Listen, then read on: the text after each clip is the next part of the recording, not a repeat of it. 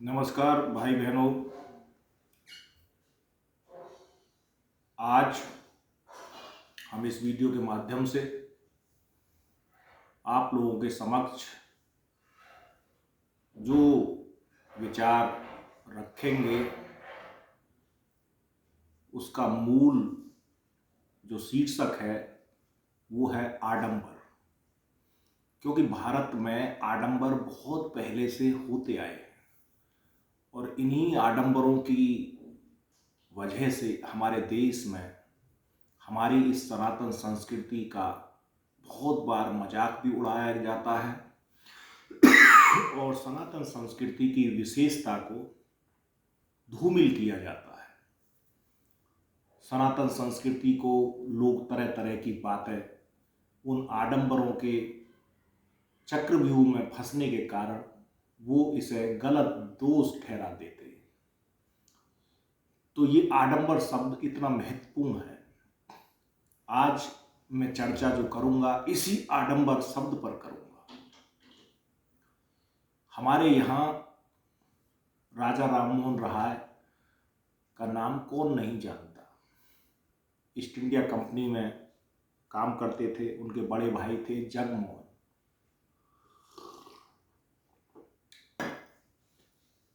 जिस समय 1811 में जगमोहन जी की मृत्यु हो जाती है तो उनकी भाभी उनको सती होना पड़ता है। राजा राममोहन राय को इसका बड़ा आघात पहुंचता है। उस समय उन्होंने ये देखा कि एक व्यक्ति की मृत्यु होने के बाद दूसरे सही व्यक्ति को भी जला दिया जाता है। ये कैसी प्रथा है। और ये जो प्रथा थी, ये मैंने उदाहरण आपको इसलिए दिया है क्योंकि भारत में ऐसी प्रथा नहीं कहकर उसे एक आडंबर कहा जाएगा तो ज़्यादा उचित होगा। ऐसे ही यहाँ पर जो व्यक्ति खत्म हो जाता था उसकी पत्नी को विधवा बनाकर उसका सिर मुंडन कर दिया जाता था और उसे विधवा गृह सबसे ज़्यादा जो जगह है जैसे कि बनारस में छोड़ दिया जाता था और वहाँ मुंडन करी हुई विधवाएं बहुत अधिक संख्या में रहती थी। ये आडंबर नहीं तो और क्या है। ये मैंने आपको इसलिए उदाहरण दिया। दूसरा, आज के परिवेश में ये तो मैंने तुम्हें 100-200 साल पहली बात बता रही है भारत के विषय में। लेकिन आज के परिदृश्य में जिन लोगों को शास्त्र का ज्ञान होता है उन्हें शास्त्री कहना कोई गलत बात नहीं है, उन्हें शास्त्री कहना भी चाहिए। लेकिन आज भी जिन्हें शास्त्रों का थोड़ा सा ज्ञान हो जाता है या वो शास्त्रों को पढ़ लेते हैं उन्हें आचार्य कहा जाए तो कोई बड़ी बात नहीं है।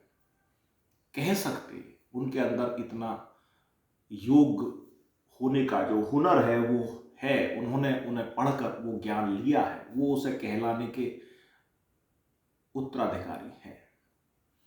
लेकिन जो मैं देखता हूं कि यहाँ लोगों को बड़ी बड़ी उपाधियां दी जाती हैं। किसी को महामंडलेश्वर कहा जाता है, किसी को जगत गुरु कहा जाता है, किसी को जगत में कहा जाता है, किसी को भगवान कहा जाता है। अरे भाई, ये आज देख रहे हो आप। आज जो बाबा हैं और बड़े बड़े आश्रमों को घेरे हुए हैं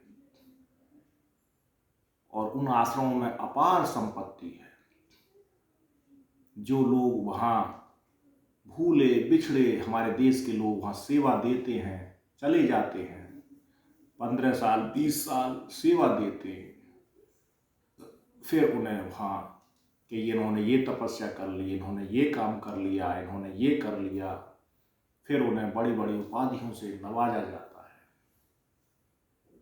जबकि एक बहुत सीधा सा सिस्टम है कि यदि किसी ने शास्त्र का अध्ययन किया है तो उसे शास्त्री कहा जाए। यदि किसी ने पुराणों का अध्ययन किया है, वेदों का अध्ययन किया है तो वो शास्त्र नहीं आता है, उसे शास्त्री कहना कोई बड़ी बात नहीं है, उसे शास्त्री जी कह सकते हैं। लेकिन जो लोग अपने आप को बड़ी बड़ी मालाएं पहनकर, जनेऊ धारण करके, साहब ये भगवान हैं, ये फलाने मंडलेश्वर हैं, ये फलाने मंडलेश्वर हैं, अरे भाई ये क्या है? मैं इसे भी आडंबर ही मानता हूं, क्योंकि मैं भी बहुत घूमा हूं, मैं पूरे देश में घूमा और मैंने ये देखा कि हमारे यहां आडंबरों की कोई कमी नहीं है। ऐसे ऐसे बाबा, चाहे आप उज्जैन जाकर देख लो, चाहे आप किसी भी धर्म स्थल पर जाकर देख लो, आपको चंदे के रूप में कोई दर्शन कराने के नाम पर कोई 5100 की रसीद काटेगा, कोई कुछ करेगा, कोई 11,000 की काटेगा। भगवान महाकाल के दर्शन करने जब मैं उज्जैन में अक्सर जाता रहता हूँ, तो एक वहाँ बाबा आए और बोले कि आपको 15-20 मिनट में ही हम महाकाल के दर्शन करा देंगे, आप 5100 रुपये की पर्ची कटवा लीजिए। तो हमें बड़ा आघात लगा। हमने कहा मैं तो रोजाना भगवान महाकालेश्वर के दर्शन कर लेता हूँ, मैं तो अपने मंदिर में, गांव के मंदिर में पूजा करता हूँ, मेरे तो वही महाकालेश्वर है, लेकिन मैं यहाँ दूसरे कोई अन्य महाकालेश्वर है जिनके लिए मुझे 5100 रुपये की पर्ची कटवानी पड़ेगी। तो मैंने देखा कि आडंबर, और ये आडंबर है। आप जाके खुद वहां देख सकते हो कि हाँ ऐसा होता है या नहीं। मथुरा आप जाके देख लो, लोग गलियों में ले जाएंगे, आइए साहब और आपको जाके के लाओ साहब, आडंबर है।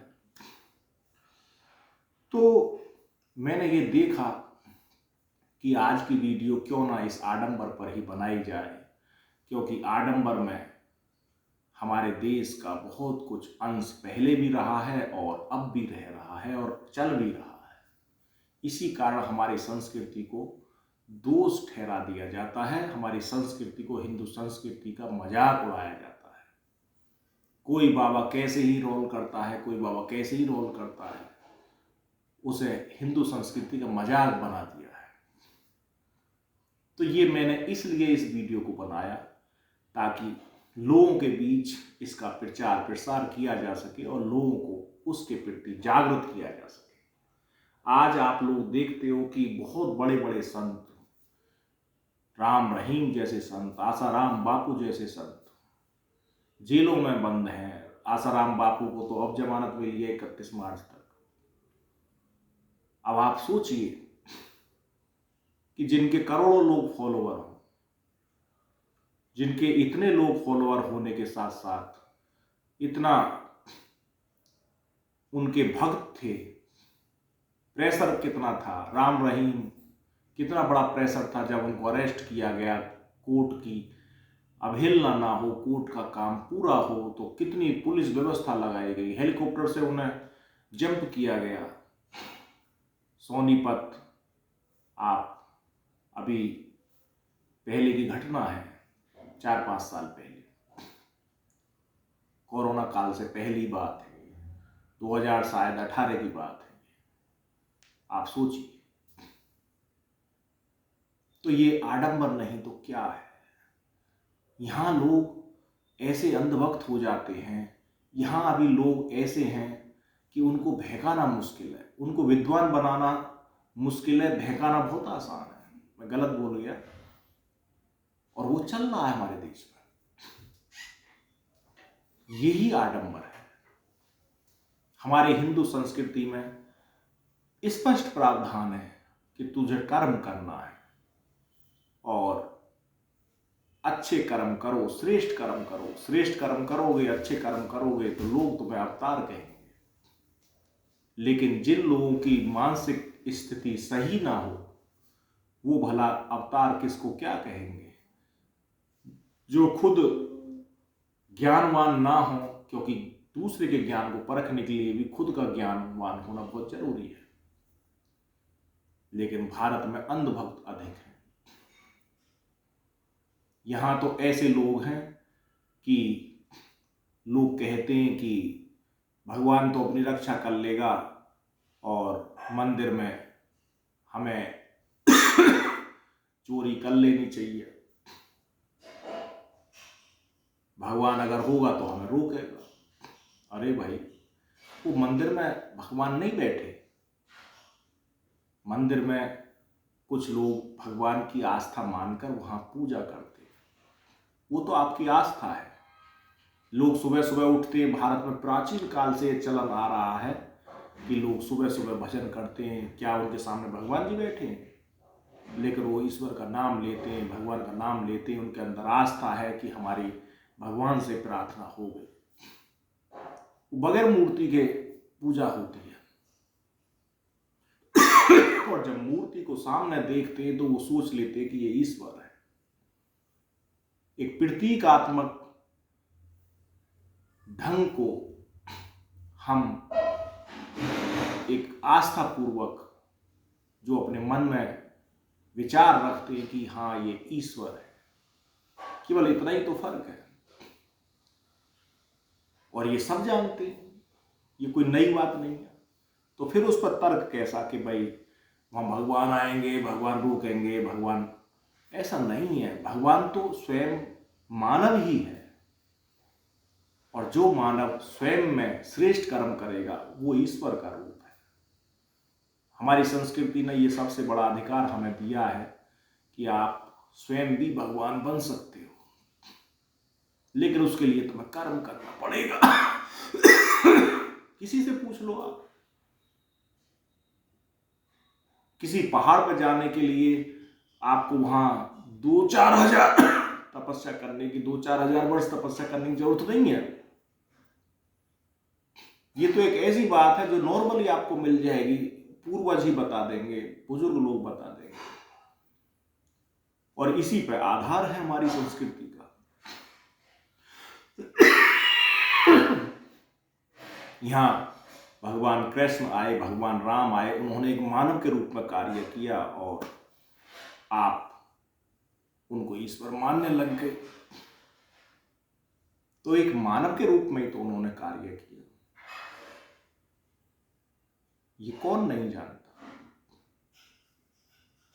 तो आप यदि अपनी मानसिक स्थिति से ठीक है, मानसिक स्थिति आपकी अच्छी है, मानसिक संतुलन आपका ठीक है, विवेकशील आप व्यक्ति हैं, तो मैं समझता हूं कि आप किसी भी आडंबर में नहीं फंसेंगे। और यदि आपके मानसिक संतुलन ठीक नहीं है तो फिर आप आडंबर में आएंगे।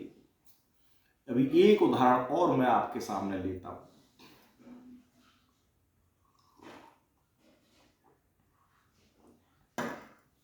हमारे यहां जब व्यक्ति की मृत्यु हो जाती है तो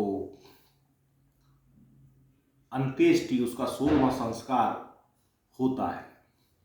ये 4 संस्कार ऐसे हैं जिन्हें व्यक्ति नहीं देख पाता। 3 संस्कार उसके गर्भ में ही होते हैं और चौथा संस्कार जो अंत्येष्टि है वो उसकी मृत्यु के बाद में होता है। तो ये 4 संस्कार ऐसे हैं जो व्यक्ति अपनी आंखों से अपने सामने नहीं देख पाता। 12 संस्कार ऐसे हैं जिनसे वो व्यक्ति गुजरता है, और वो 12 संस्कार भी बहुत जल्दी हो जाते हैं। यहां तक कि जब उसका विवाह होता है तो वो भी एक संस्कार में ही आता है, और उसके बाद फिर उसका एक ही संस्कार रह जाता है, वो है अंत्येष्टि। तो यहां पर एक प्रावधान है हमारी संस्कृति में कि 13 ब्राह्मणों को भोजन खिलाया जाता है। लेकिन मैं देखता हूं कि आज लोग 13 ब्राह्मणों की जगह कोई 1000 लोगों की दावत करता है, कोई 2000 लोगों की दावत करता है, कोई 10,000 लोगों की दावत करता है, जबकि ये अंत्येष्टि वो उसमें केवल 13 ब्राह्मणों का भोज है। वो भी 13 ब्राह्मण होने चाहिए। ब्राह्मण मीन्स विद्वान व्यक्ति होने चाहिए, वो 13। जब वो 13 विद्वान लोग होंगे, ब्राह्मण होंगे, शास्त्रों के ज्ञाता होंगे, तभी वो आपके जीवन के संबंध में कुछ बातें ऐसी बता सकते हैं जो आपके जीवन को गलत दिशा से अच्छी दिशा में ले जा सकने में कुछ सहायक हो सकते हैं। वो भोज लेकर के जो कुछ अपने आशीर्वाद के रूप में वो आपको देंगे, वो उसके लिए प्रावधान बनाया गया है। लेकिन क्या ये हमारे यहाँ हो रहा है? हमारे यहाँ कोई 500 लोगों की दावत कर रहा है, कोई 1000 लोगों की कर रहा है, कोई 10,000 लोगों की कर रहा है। अंत्येष्टि हो रही है साहब, कौन सी अंत्येष्टि हो रही है? हमारी संस्कृति से भटक गए आप लोग। ये आडंबर नहीं तो और क्या है?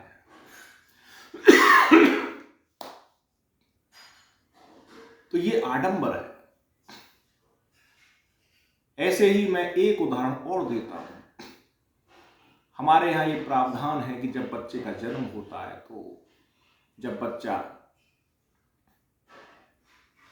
माँ का दूध पीता है तो उसकी छठ पूजन होती है, और जब बच्चे का नामकरण होता है तो फिर कुआं पूजन होता है। आप जानते हो ये प्रथा कैसी है? मैं आपको इसकी जानकारी देता हूं। ये जल पूजन है, क्योंकि वो बच्चा तो कह नहीं सकता, उसकी माँ ही उसकी संरक्षक होती है। तो माँ जल देवता की पूजा करती है और माँ जल देवता से प्रार्थना करती है कि हे जल देवता, ये नया व्यक्ति आया है, ये भी तुझे ग्रहण करेगा, इसलिए मैं आपका आशीर्वाद लेकर इसकी मनोकामना, इसकी आयु बढ़े और आपका आशीर्वाद हो, इसलिए उसकी जल पूजन की प्रक्रिया होती है। प्रारंभ में हमारी जो संस्कृति थी तो ये कुएं थे नहीं। कुओं का प्रावधान तो चंद्रगुप्त मौर्य के टाइम से शुरू हुआ। उसके बाद चंद्रगुप्त मौर्य से पहले कुएं नहीं थे। जितनी भी हमारी सभ्यता थी सब नदियों के किनारे की मिलेगी। नदियों के किनारे नगर बसाए जाते थे, नदियों के किनारे लोग रहते थे। यहाँ तक कि ग्रामीण जीवन भी जो था वो भी तालाब के किनारे होता था। गांव में एक तालाब होता था, लोग उसी तालाब का पानी पीते थे। फिर बाद में कुओं का प्रावधान आया और चंद्रगुप्त मौर्य ने पहला व्यक्ति है जिसने कुएं खुदवाए। नहरों का विकास गयासुद्दीन तुगलक ने करवाया था। फिरोज तुगलक ऐसा बादशाह है जिसने उसका विस्तारीकरण किया। उससे पहले हमारी नहरें नहीं थी। तो ये जो जल पूजन है, आज उस जल पूजन की परंपरा को आप देखिए कि वो हमारा कुएं पूजन में तब्दील हो गया, क्योंकि कुएं से पानी आता था तो लोग वहीं पर पूजा करने लग गए। लेकिन आज कुएं बंद हो गए हैं और लोग उस स्थान पर जहाँ कूड़ा डाला जाता है, पानी का वहाँ पहले कोई स्रोत रहा होगा, वहाँ पर एक फॉर्मेलिटी बतौर वहाँ पूजा करते हैं, जबकि वास्तविकता यह है कि वो जल पूजन है। जल की पूजा करनी लोग भूल गए और कुआं उन्हें याद रह गया। ये आडंबर नहीं तो और क्या है? ये वास्तविकता है। तो हमारे देश में जैसे भीड़ चलती है एक के पीछे एक, ऐसे ही आडंबर में एक के पीछे एक सब ऐसे ही होता आया है, वही चल रहा है। इसलिए भारत में आडंबर प्रभावी हो जाता है। वे लोग अपनी संस्कृति से भटक जाते हैं और आडंबर प्रभावी होकर हम अपनी पूजा पद्धति की जो प्रक्रिया है उससे भी भटक जाते हैं और हम दूसरी लाइन में लग जाते हैं और आडंबर की प्रक्रिया में आगे बढ़ जाते हैं, जिस कारण भारत जैसे देश में आडंबर हो जाता है।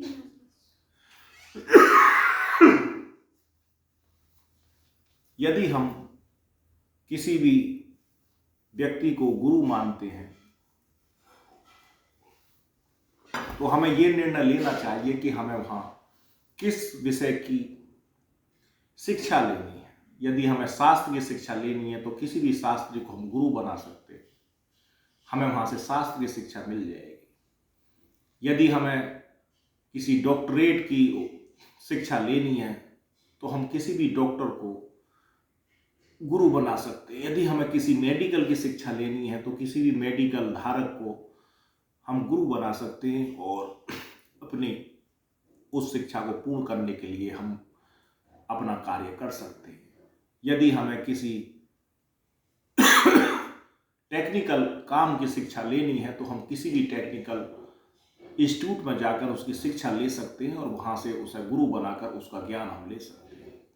ये प्रक्रिया है। लेकिन यहाँ हम ये देखते हैं कि भारत जैसे भारत जैसे देश में जो लोग बेकार हैं, यहां तक कि मैंने देखा है कि जो लोग क्रिमिनल हैं उनको लोग गुरु बना लेते हैं और उनसे शिक्षा, उनसे आपको क्या मिलेगा?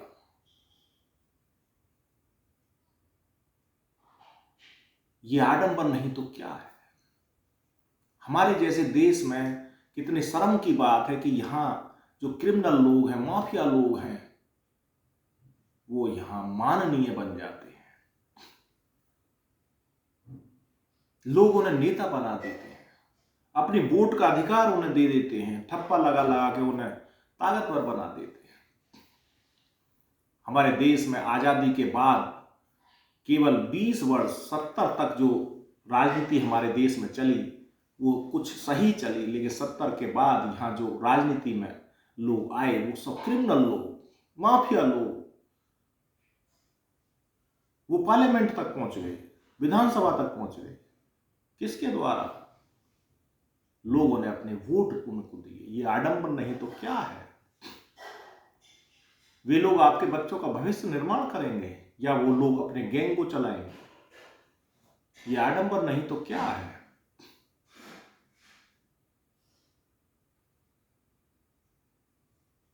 ये बड़े महत्वपूर्ण बात है। हमने 90 का दशक देखा है। हमारे बुलंदशहर में 90 के दशक में जो भी नेता थे वो सब बदमाश।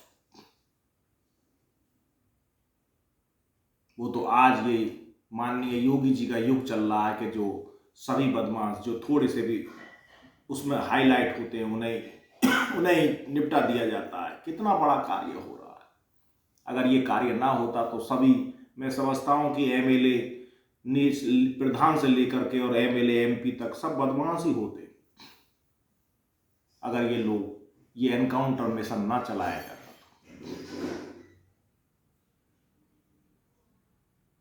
कभी आप लोगों ने सोचा है ये आडंबर नहीं तो क्या है?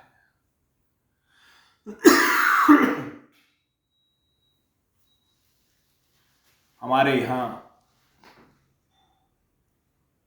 आडंबर पर अभी तो बहुत कुछ बोला जा सकता है, लेकिन चूंकि वीडियो मैं 22-23 मिनट से ज़्यादा लंबी नहीं बनाता और ना ही लंबी वीडियो को कोई सुनने में इंटरेस्ट दिखाता है, ये भी मैं जानता हूँ। इसलिए आगे चर्चा दूसरी वीडियो में करेंगे। फिलहाल इतना ही। यदि ये वीडियो आपको अच्छी लगे, लोगों को जागृति दिलाने में आप रुचि रखते हैं, देश के विषय में सोचते हैं, देश आपका विश्व गुरु बने ऐसा विचार अपने मन में लाते हैं, कुछ थोड़ा बहुत अंश आपके मन में देश के प्रति हो तो इस वीडियो को शेयर करना, और यदि नहीं तो कोई बात नहीं, फिर मिलेंगे। भारत माता की जय।